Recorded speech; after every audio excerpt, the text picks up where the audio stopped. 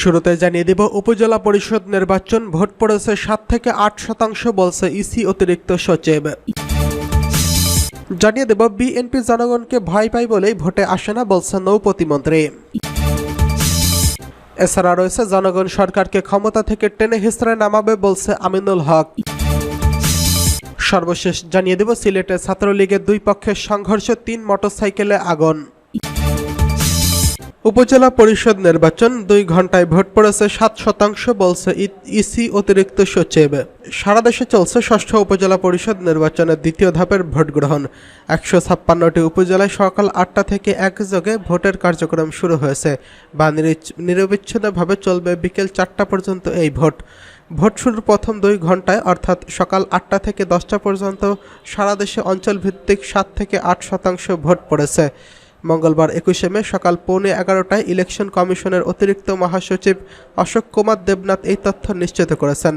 অতিরিক্ত সচিব বলেন, এই ধাপের 156টি উপজেলায় সকাল 8টায় সুষ্ঠুভাবে ভোট গ্রহণ অনুষ্ঠিত হয়েছে। এখন পর্যন্ত কোথাও কোনো অপ্রীতিকর ঘটনা ঘটেনি। তবে সিরাজগঞ্জ সদর উপজেলায় এক আনসার সদস্য শারীরিক অসুস্থতায় হার্ট অ্যাটাক করে মারা গেছেন। অশোক কুমার আরও বলেন, ভোট গ্রহণ শুরু হয়েছে মাত্র 2 ঘন্টা হয়েছে। বিভিন্ন জেলা উপজেলার তথ্যে এক অঞ্চলে বিভিন্ন হারে ভোট পড়েছে, কোথাও বেশি কোথাও কম। তবে বেলা বাড়ার সঙ্গে সঙ্গে এই ভোট হার আরও বাড়বে বলে আশা করা হচ্ছে। 156 উপজেলার মোট কেন্দ্রের সংখ্যা 13,016টি। ভোট কক্ষ রয়েছে 91,589টি। অস্থায়ী ভোট কক্ষ রয়েছে 8,841টি। এই ভোটের প্রথম ধাপের ভোটার 3,52,04,748 জন। তার মধ্যে পুরুষ ভোটার রয়েছেন 1,59,05,464 জন। নারী ভোটার রয়েছেন 1,72,99,047 জন। তৃতীয় লিঙ্গের ভোটার রয়েছেন 237 জন। দেশে 495টি উপজেলার মধ্যে 4 ধাপে 476টি উপজেলায় ভোট গ্রহণ করার সিদ্ধান্ত নেয় নির্বাচন কমিশন। এর মধ্যে কিছু উপজেলায় তফসিল ঘোষণার মাধ্যমে মামলা জটিল ও বৈধ প্রার্থীর মৃত্যুর ঘটনা নির্বাচন স্থগিত করা হয়েছে।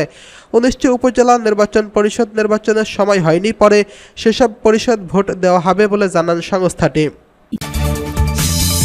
বিএনপি জনগণকে ভয় পায় বলেই নির্বাচনে আসে না বলছে নৌ প্রতিমন্ত্রী। বিএনপি দেশের জনগণকে ভয় পায় বলেই তাই নির্বাচনে অংশগ্রহণ করে না বলে মন্তব্য করেছেন নৌ প্রতিমন্ত্রী খালিদ মাহমুদ চৌধুরী।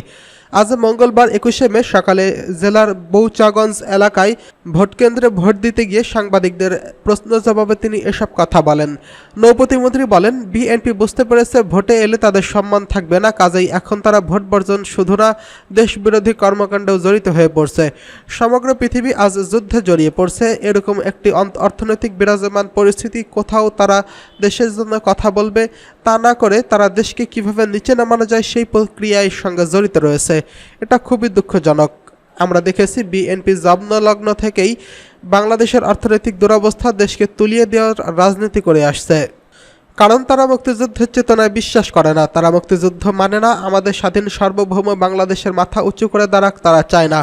এজন্য তাদের অর্থমন্ত্রী বলেছিলেন, খাদ্যে স্বয়ংসম্পূর্ণ দরকার নেই, খাদ্যে স্বয়ংসম্পূর্ণ হলে সাহায্য পাওয়া যায় না। বিএনপি একটি সাহায্য নির্ভর রাজনৈতিক দল।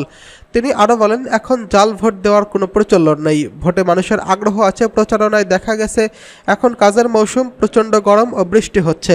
প্রচারণা ভালো হয়েছে, ভোটকেন্দ্রে সুন্দর পরিবেশ বিরাজ করছে। ভোটকেন্দ্র দখল করা, ভোটের কারচুপি, অর্থনৈতিক কার্যক্রম ভোটের মধ্যে তা ধীরে ধীরে কমে যাচ্ছে। চলমান যেই ভোটগুলো হচ্ছে তার বড় অর্জন মানুষের অর্থনৈতিক জায়গাগুলো পছন্দ করছে না। প্রতিদ্বন্দ্বী প্রার্থীরাও এসবের মধ্যে নেই। প্রার্থীরা ভোটারদের কাছে যাচ্ছে, ভোটাররা যাকে ভালো মনে করবে তাকে নির্বাচন করছে। আমার ভোট আমি দেব, যাকে খুশি তাকে দেব। উল্লেখ্য, ষষ্ঠ উপজেলা পরিষদ নির্বাচনের দ্বিতীয় ধাপে পিরোজপুরের, দিনাজপুরের বিচল, বৌচাগঞ্জ, কাহারোল এবং বীরগঞ্জ উপজেলায় নির্বাচন অনুষ্ঠিত হচ্ছে। জনগণ সরকারকে ক্ষমতা থেকে টেনে হিঁচড়ে নামাবে বলছে আমিনুল হক। বিএনপির কেন্দ্রীয় কমিটির ক্রীড়া বিষয়ক সম্পাদক ও ঢাকা মহানগর উত্তর বিএনপির সদস্য সচিব আমিনুল হক বলেছেন, গত 15 বছরে আওয়ামী লীগ বিএনপির কয়েক হাজার নেতাকর্মীকে হত্যা করেছে, লাখ লাখ নেতাকর্মীর নামে ষড়যন্ত্রমূলক মিথ্যা মামলা দিয়েছে। হাজার হাজার নেতাকর্মী আজ জেলে রয়েছে। তারপরে বিএনপির মামলা, হামলা, নির্যাতন ভয় করে না। বিএনপি হারানোর কিছু নেই, নির্যাতন নিপীড়ন করে বিএনপির কিছু আসবে যাবে না। তিনি আরও বলেছেন, অবৈধ বিনা ভোটে ডামি সরকার তাদের ক্ষমতাকে দীর্ঘায়িত করতে একের পর এক মিথ্যা বানোয়াট মামলা আদালতে ফরমায়েশি সাজা দেওয়ার মাধ্যমে ঢাকা মহানগরী সহ সারা দেশে হাজার হাজার নেতাকর্মীকে জেলখানায় দিনের পর দিন আটকে রেখেছে। আওয়ামী লীগ সরকারের অবৈধ এই ক্ষমতাকে দীর্ঘায়িত করতেই তারা এসব অপকর্ম করছেন। আমিনুল হক বলেন, দেশে কোনো আইনের শাসন নেই, দেশে দুর্নীতি ও অপশাসন চলছে। সরকার দলীয় লোকজন জনগণের টাকা লুটপাট করে সেই টাকা বিদেশে পাচার করে বিলাসী জীবনযাপন করছে, আর পক্ষান্তরে জনগণ অসহায় জীবনযাপন করছে।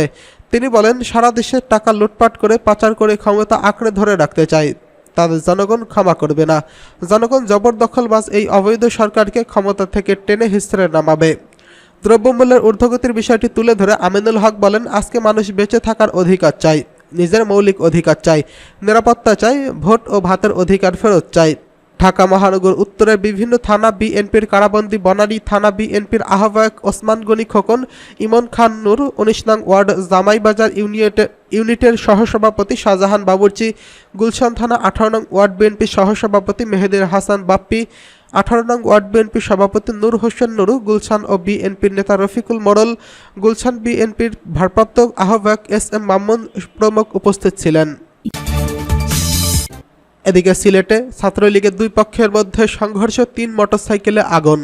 আধিপত্য বিস্তারকে কেন্দ্র করে ছাত্রলীগের দুই কমিটির মধ্যে দফায় দফায় সংঘর্ষ হয়েছে। এতে 2 ছাত্রলীগ কর্মী আহত হয়েছেন এবং অগ্নিসংযোগ করা হয়েছে 3টি মোটরসাইকেলে। সোমবার সন্ধ্যায় সিলেট জেলা ছাত্রলীগের সাধারণ সম্পাদক রাহেল সিরাজ ও মহানগর ছাত্রলীগের সাধারণ সম্পাদক নাইম আহমেদ কর্মীদের মধ্যে সংঘর্ষের ঘটনা ঘটে। সংশ্লিষ্ট সূত্র জানায়, নগরের সুবিধাবাজার এলাকার সন্ধ্যা 7:30টার দিকে এক ফুচকা টঙের দোকানের সামনে থেকে ঘটনার সূত্রপাত হয়। পরে রাত 8টার দিকে আম্বারখানা হাউজিং এস্টেটের সামনে 2 নং সড়কের প্রথমে সংঘর্ষ হয়। এতে 2 জন আহত হয়েছেন। এরপর মহানগরের দরিয়াপাড়াতে ফের সংঘর্ষ হয়। এই সময় 3 মোটরসাইকেলে আগুন দেওয়া হয়। প্রত্যক্ষদর্শীরা সূত্রে জানা গেছে, কয়েকদিন ধরে সিলেট মহানগর ছাত্রলীগের সাধারণ সম্পাদক নাইম আহমেদ এবং জেলা ছাত্রলীগের সাধারণ সম্পাদক রাহেল সিরাজের নেতাকর্মীদের মধ্যে আধিপত্য বিস্তারকে কেন্দ্র করে উত্তেজনা চলছিল। এরই জেরে সোমবার সন্ধ্যায় উত্তেজনা দেখা দেয়। পরে হাউজিং এস্টেটের 2 নং ওয়ার্ডের রোডের সিলেট মহানগর ছাত্রলীগের সাধারণ সম্পাদক নাইম আহমেদের কয়েকজন কর্মী সমর্থক জেলা ও ছাত্রলীগের সাধারণ সম্পাদক রাহেল সিরাজের কর্মী সমর্থক ইসফাক নূরের গাড়িতে হামলা চালায়। এতে 2 পক্ষের মধ্যে সংঘর্ষ বাধে এবং জিন্দাবাজার এলাকায় দরিয়াপাড়া পর্যন্ত ছড়িয়ে পড়ে। সেখানে 3টি মোটরসাইকেলে আগুন দেওয়া হয়। পরে ফায়ার সার্ভিসের কর্মীরা দ্রুত আগুন নেভায়। সংঘর্ষে 2 জন আহত হয়েছেন। খবর পেয়ে কোতোয়ালি থানা পুলিশ ঘটনাস্থলে গিয়ে 2 পক্ষেরই সরিয়ে দিয়েছে। সিলেট কোতোয়ালি থানার ভারপ্রাপ্ত কর্মকর্তা ওসি মঈনুদ্দিন বলেন, খবর পেয়ে পুলিশ ঘটনাস্থলে পৌঁছে পরিস্থিতি নিয়ন্ত্রণে নেয়। সংঘর্ষ চলাকালে 3টি মোটরসাইকেলে আগুন দেওয়া হয়। 2 জন আহত হয়েছেন।